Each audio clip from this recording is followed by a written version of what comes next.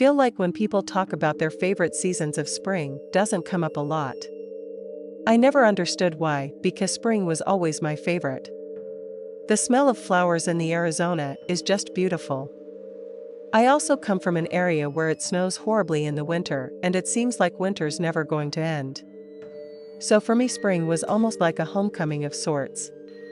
However, the events of last year left such a bad taste in my mouth, though, unfortunately never look spring the same way again.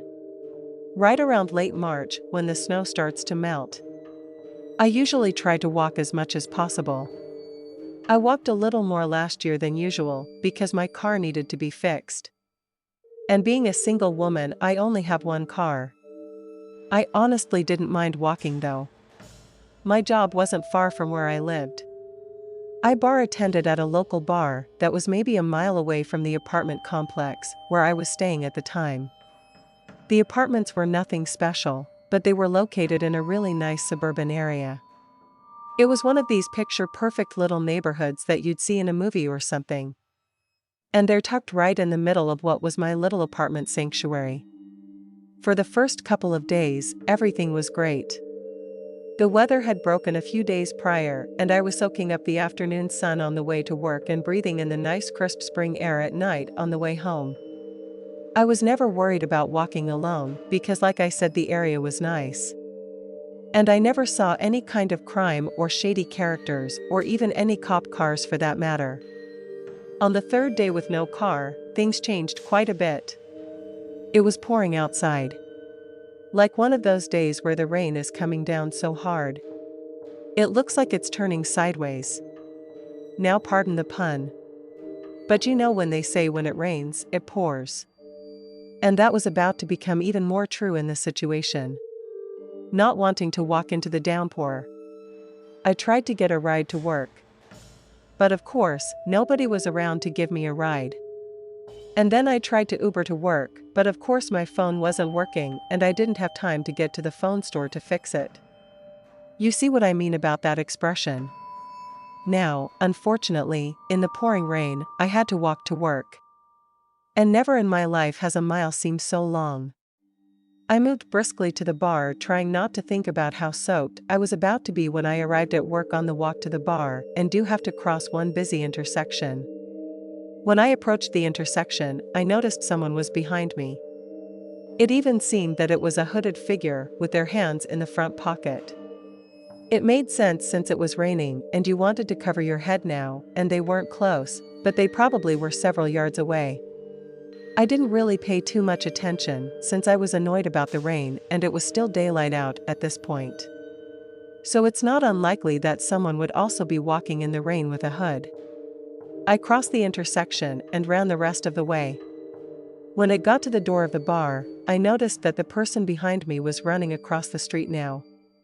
And once they got to the side of the street, the bar was on. They started to walk again and stopped at the end of the parking lot of the bar. Again, I didn't really care because honestly, that's not that weird. My manager at the bar gave me a new company shirt, and luckily one of the waitresses had an extra pair of jeans in her car, so I was able to get some dry clothes. That would have been a scary story on its own. If I had to work soaking wet like that all night. Several hours into the shift, I noticed someone sitting at the end of the bar. It was a strange-looking man, most likely in his 50s. Since the bar is big, there are usually two of us serving drinks. The man was sitting on the other side, which the other bartender would have been serving. Now something about this guy just didn't feel right. I don't get creeped out very much. But this guy was giving me all sorts of bad feelings. He had a beer in front of him that was half drank. He was just staring into the distance. His expression just seemed completely blank. It's not unlikely to see people with that wandering gaze in bars, especially if they had a little too much to drink. But this guy's expression just felt different. He was completely still and not even blinking. And that's when I noticed that he had that same dark hood on, and I started to wonder if it was the same guy that I saw earlier. I realized having a dark hood doesn't make you a bad person. In fact, there are probably a dozen people in the bar with dark hooded sweatshirts on. But I still couldn't help but wonder if it was the same guy behind me when I was walking to work. About 15 minutes till 2 a.m., the man finally paid his tab and left. I was starting to wonder if this guy was ever going to leave. As soon as he left with lock the doors 10 minutes early and did all of our cleaning so we could get out at a reasonable time. Well, my night just kept getting better. It was still raining out and I had to walk home. The only person with me was one of my co-workers, a guy named Dan, who was not a big fan of Dan like me a lot and wanted to be more than just friends. But unfortunately, I just didn't feel for Dan the same way. We had gone on a few dates, but it really didn't go anywhere. And Dan didn't take it very well. So my options at this point were to ask Dan to drive me home or walk home alone in the rain. And I chose the rain. I was basically jogging in the rain, just trying to get home at this point. I planned on taking a hot shower as soon as I got home, so I didn't care too much about the rain this time around. About halfway to the apartment complex, I thought I heard something. When I turned around, I couldn't believe my eyes. It was a figure, standing about 20 feet away.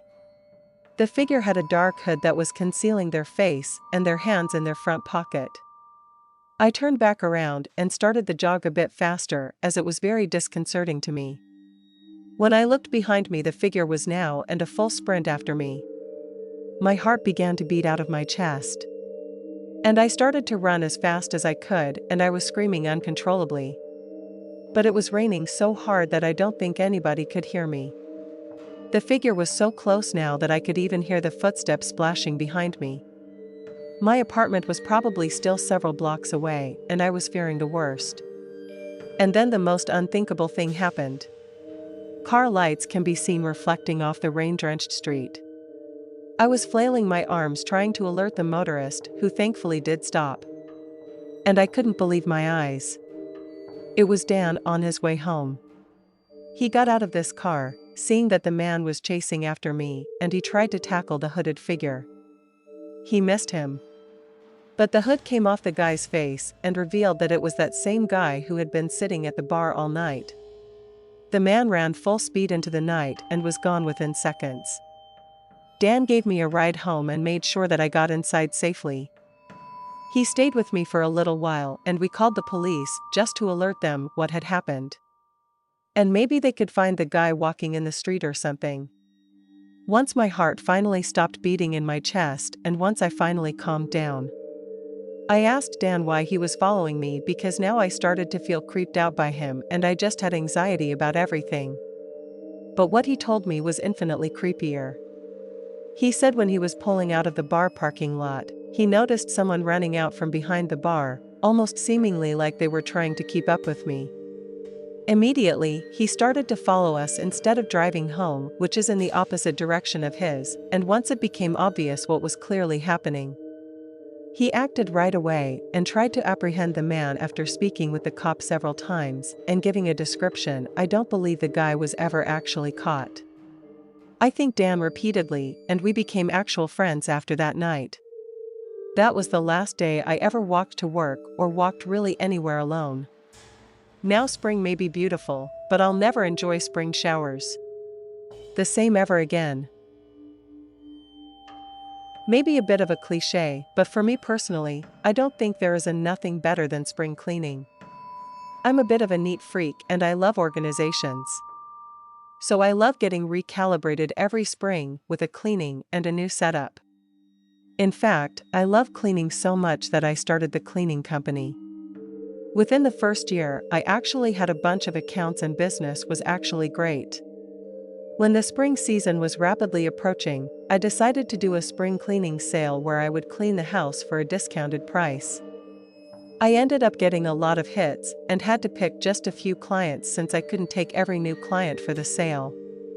A good problem to have, I suppose.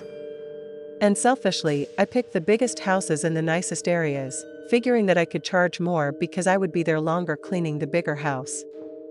The first 2 days I cleaned 2 houses each day, and I made a killing even at the discounted price. On Wednesday, I only had 1 house scheduled to clean. The owners contacted me and told me that they had been living in Florida all winter and that the house was vacated. She told me that her nephew had been living there for a few months while he was waiting to move into his new home, but he moved out over a month ago. So this woman just wanted me to go in and give the house a really good cleaning and make sure everything is perfect for when they come home on the weekend. Another reason why I only took on this one client for the day was because the house was huge. It looked like a house from a movie. It was so big. When I arrived at the house, I was happy that I had made the decision to make sure that this was my only house for the day. It was even bigger than I originally thought from the pictures, and when I went inside, I was nearly knocked over by the stench of rotting food or something. Her nephew, who was supposed to have cleaned before he left, clearly didn't. The inside looked like a frat house. There was garbage and beer cans everywhere. The first thing I did was open all the windows to get some air in here and hopefully air the place out for the horrific stench that plagued this beautiful home. A few hours and I was about halfway done with the house. It was already starting to look and smell better than it did when I arrived. I had headphones in as I was claiming, and even though I had my music loud, I thought that I could hear some movement in between songs and felt that I could feel some movement every now and then from the vibrations in the house. I chalked it up to the house just being big and drafty, especially since the windows were all wide open. As I neared the completion of the cleaning of the house, my headphones started to die.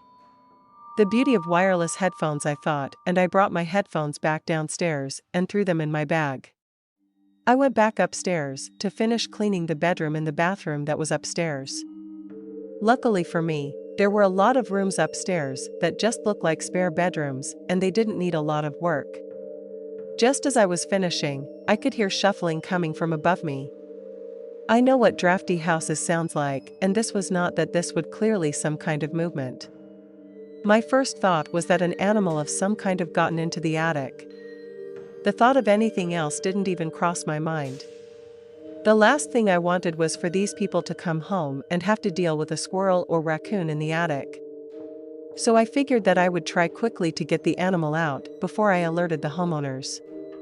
I made my way up to the attic as slowly as I could, so I didn't alert the animal. I figured the element of surprise was my best friend. The stairs to the attic were incredibly high and narrow.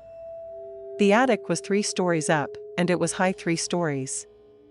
I got to the attic and I didn't see anything at first other than a whole bunch of boxes and storage, your typical attic stuff, old clothes, Christmas decorations, some heirlooms, and just about any other junk that you can think of. The smell up in the attic was horrible, worse than the rest of the house. I slowly stepped through the maze of boxes, trying to keep the creaky floor at a minimum. As I navigated the attic, I noticed more cans and food residue. When I walked up to a stack of boxes, I saw a pair of boots coming from the side of the box.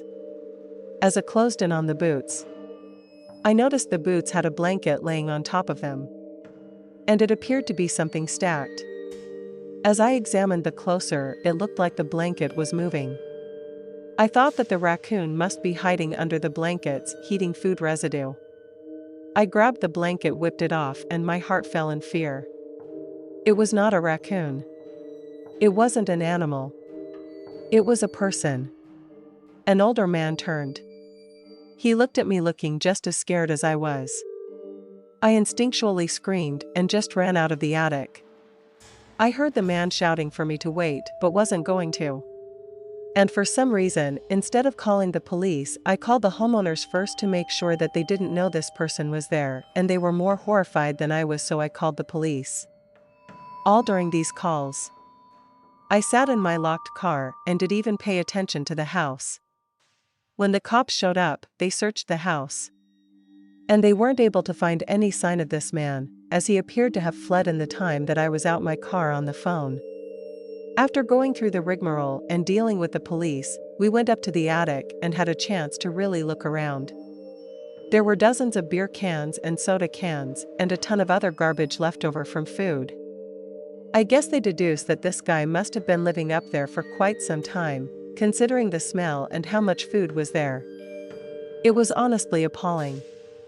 When the homeowners got back from Florida, I caught up with them. and we talked about the incident. I guess the police told them that whomever this guy was, he must have gotten to the house when the nephew was staying there and decided to hide out in the attic for as long as he could. Even though the guy had looked like he intended no harm.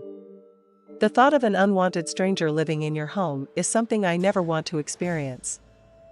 Thankfully, nobody was hurt in the story. But the thought of that face looking back at me when I moved the blanket will forever be burned into my mind. The story is a little strange.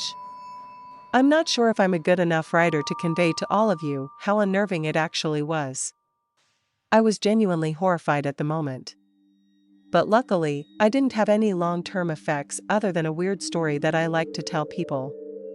Every year, my hometown does this event called Spring Fest. It's just this weekend event where vendors come to sell food, crafts, clothes, beer, and all sorts of things. My town is sort of small. So this festival is like the talk of the town, and everyone in town attends every night, which is just Friday and Saturday night. They have live music. And honestly, it's a pretty cool event. When I was a kid, I used to love to go, and I'd hang out with my friends from school, and it was a cool place to talk to the girls that we all had crushes on. As an adult, it was just as cool. I love to go and hang out with friends, and just have a nice time doing something that's different and not the same old thing. In a weird twist of fates, my aunt and uncle ended up taking over the event planning for the entire Spring Fest. They asked if I would mind helping at the end of the night, cleaning the area and getting ready for the next day. And then just coming in on Saturday and Sunday morning to get everything ready for the day. I love my aunt and uncle. So of course I didn't mind, and I didn't have to work during the festival, which was cool. They just wanted my help closing everything down. On Friday night, I attended the festival and was hanging out with a couple of my old friends from high school whom I hadn't seen in years. Toward the end of the night, when the band finished playing, I started to get a jump on the cleaning while the last of the people there started to trickle out of the festival. My uncle gave me an envelope with cash in it to give to the band that had just finished performing and asked if I could just pay the guy so he could take care of something else. Of course, that wasn't a problem. So I took the envelope and approached the band. I gave them the money and we chatted for a few minutes about nothing special. They were just cool guys and super easy to talk to. I said bye to the band, walked away, and started to wipe down some tables. Within minutes, you could tell, the place emptied out. The loud and ecstatic atmosphere became quiet in no time at all. No, in the corner of my vision. I thought I could see someone watching me. I turned around, and to my surprise, it was this really beautiful woman. She was looking at me and smiling. Now that can be a bit awkward. So I didn't really know what to do. So I just waved and asked if she needed anything. She waved back and somehow smiled even bigger than she already was. And an excited voice. She said, "Hey, cutie, what are you still doing here?" In typical me fashion, I just looked awkwardly around and said, "The cleaning tables." "I know, I'm smooth." And she giggled and approached me. With the lights on under the tent that I was standing, I could see the woman much clearer now. She was indeed gorgeous. And if I had to guess, significantly older than me. I was 22 years old at the time. And I would say this woman was at least 45, if not older. Thankfully, she was not awkward at all and easy to talk to. I thought for sure at the beginning of this exchange that it was going to just be some woman that maybe drank too much. But she didn't seem under the influence at all. She started to ask me all sorts of questions about what I did for a living, what I did for fun, how I knew the band, and all sorts of things like that. We ended up talking for hours actually, when she finally said that she had to go, and we exchanged phone numbers. I was giddy. I didn't have a ton of experience with women, and I had zero experience with a woman this age. I didn't want to make a fool of myself. Later that night when I got home, I noticed that she had already texted me, and it dawned on me that I never got her name. Another smooth move for me. The text came through at about 1:47 a.m. And it said, "Hey, cutie, I love talking to you tonight. Maybe tomorrow night, we can grab a drink at Spring Fest and spend some time together. My heart was racing. And I was thrilled. We texted back and forth for a while, and I tried to figure out how to sneak in a text asking for her name. But given the direction of the conversation, it felt out of place and I didn't want to be weird. I realized now that it was not that weird to ask, but back then I was a textbook overthinker. The last message that she sent me was at 4:01 a.m. and said, "I can't wait until tomorrow. I'm excited to see you.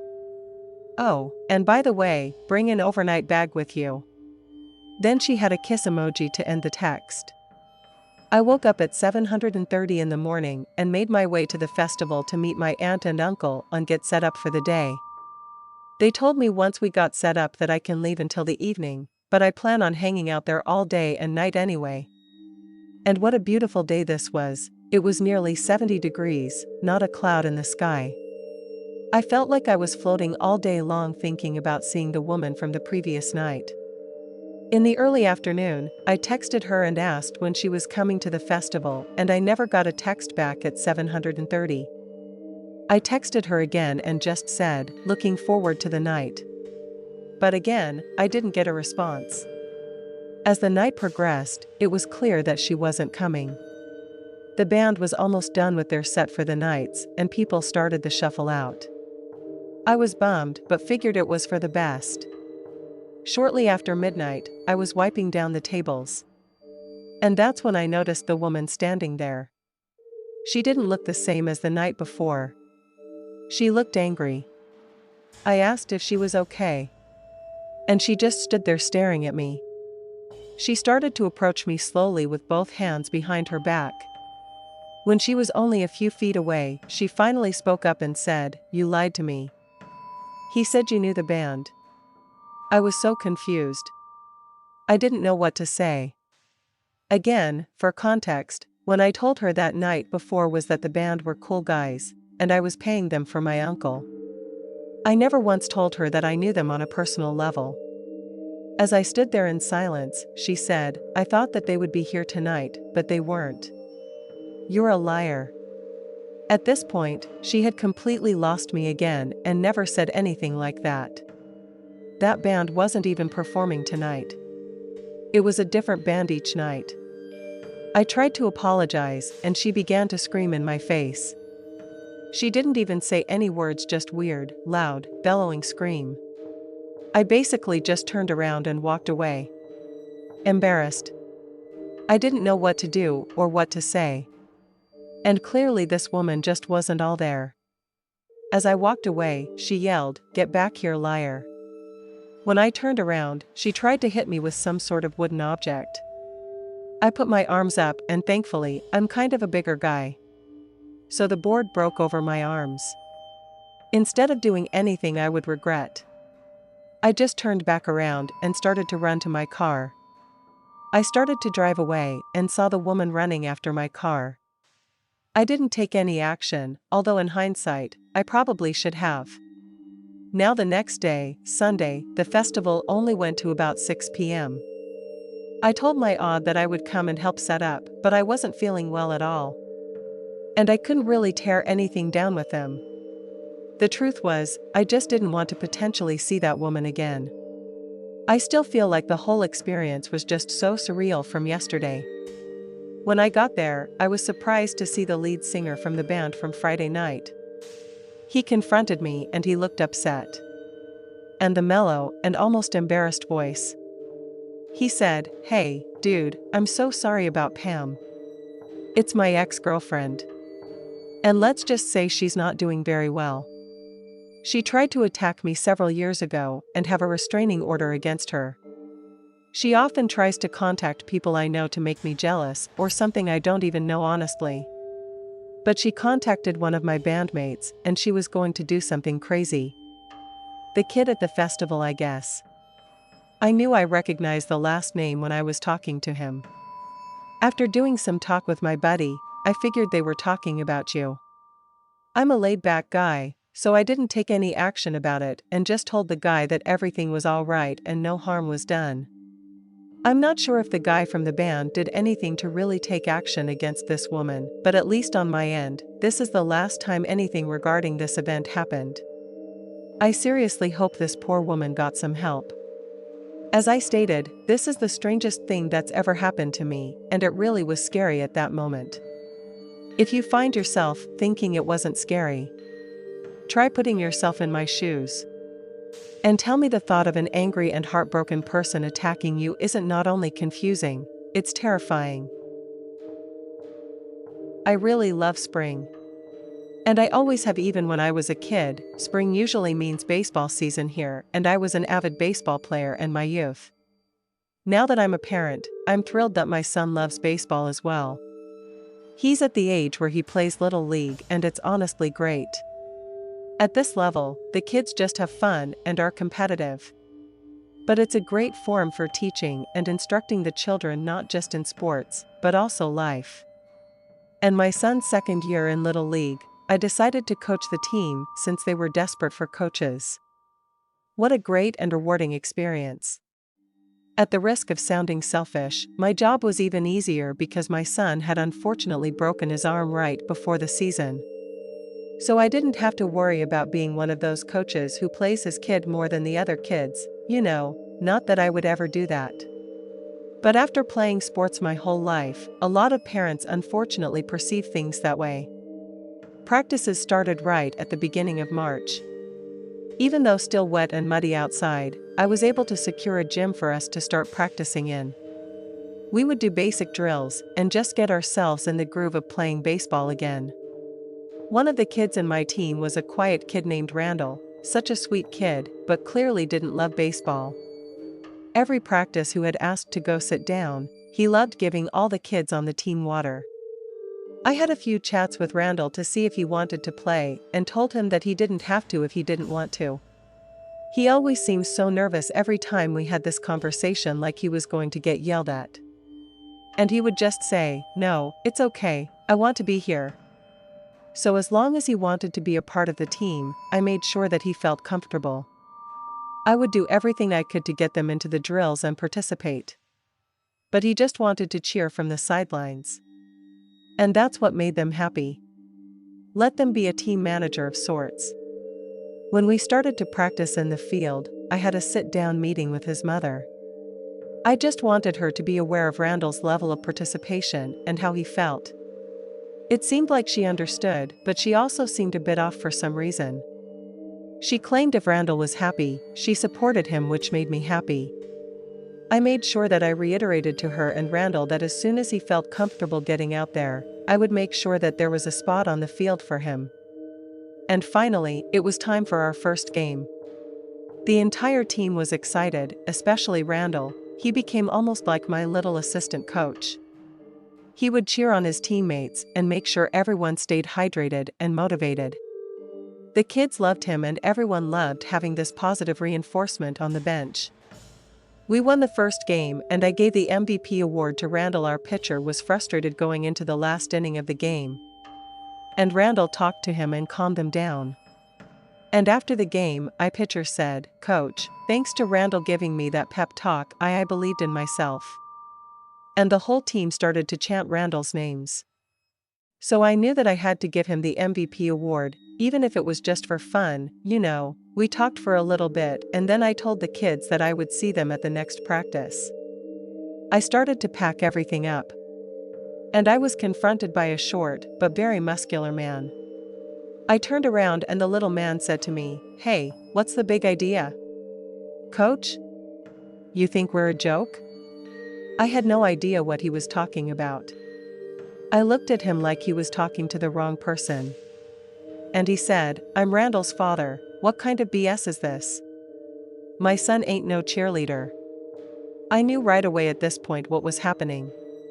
And I tried to communicate to the man everything that I had told the boy's mother, but he cut me off by saying, "I don't care what you told her. I'm the boy's father. And he's a baseball player, not some cheerleader." I could sense the aggression coming from him. And I decided it was best for me to just excuse myself from the situation. My son was in the car waiting, and I could see him looking at me through the car window. And very calmly I said, listen, I like Randall a lot. If you want to have a conversation about this, call me and we'll set up a meeting. Okay. I mean, I don't want to talk about this now when you clearly upset and my son's in the car. And the man started to throw a temper tantrum as much as 2-year-old word, and I was surprised just how much more mature his son was than this maniac. Walked away and just let him holler to himself. I have no patience for that. And I don't care if I got in trouble from the league. I wasn't going to deal with that attitude. At night after my son was in bed, I was talking to my wife about the situation. We talked about just how sad it was for Randall, since he's such a sweet kid and he had such an arrogant father. There's nothing worse than those parents that forced their kids to play sports or do things that they don't want to do. When we were getting ready for bed, there was a knock on the door. And we both looked at each other with confusion. We weren't expecting anyone, especially at this hour of the night. I made my way to the door and asked who was there. No response, of course. It then dawned on me that I have one of those Ring cameras, and I always forget about it. I pulled up the camera feed and it was Randall's father, just standing there. I told him to get off my property before I called the police, and he just stood there. After a few seconds, I thought that he was leaving, but instead, he went back to his car and grabbed a baseball bat. A smaller one he would use for Little League, and made his way back to the door and knocked again. With my family inside, I wasn't taking any chances. So I called the police. A few minutes later, the police showed up and he was still just standing there. When he turned and saw the police, I heard him shout. Really, dude, the cops. He can't just handle this man, the man. He threw the bat down and the cops rapidly approached him, and it looked like they detained him. However, I just didn't press charges. The next day I contacted Rambo's mother, who told me that they were separated, and he demanded that he played baseball even though the kid hates sports. She knew it might come to something crazy like this. And she felt bad that she didn't inform me of the boy's crazy father. I told her not to worry about it. And that the league just needed to ban the father from the field, which thankfully they did. And thankfully, I never was confronted by that man again. When sometimes late at night, I see a big truck driving around the block several times, and I just can't shake this horrible feeling that it's Randall's father. My house is safe. And with this upcoming spring season approaching, I can't help but wonder if I'll be seeing that guy again.